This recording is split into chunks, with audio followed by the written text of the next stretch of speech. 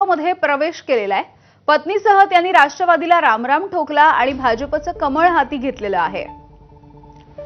तर योगेश क्षीरसागर हे नेमके कुठल्या पक्षात जाणार याची गेल्या काही दिवसांपासून चर्चा आहे आणि अखेर त्यांनी भाजपमध्ये पक्षप्रवेश केला आहे। राष्ट्रवादी काँग्रेस पक्ष अजितदादा गटाचा बीड विधानसभा अध्यक्षपदाचा राजीनामा घेण्याचा निर्णय घेतला। आमचा येणाऱ्या काळात राजकीय सामाजिक प्रवास कुठल्या दिशेने असेल ते लवकरच कळवण्यात येईल।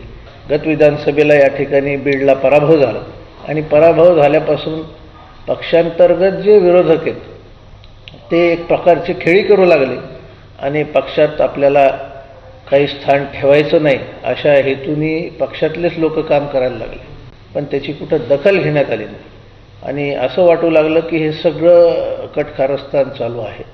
त्यामुळे काल हा निर्णय घेण्यात आला। नवी मुंबईमध्ये छत्रपती शिवाजी महाराजांच्या पुतळ्यात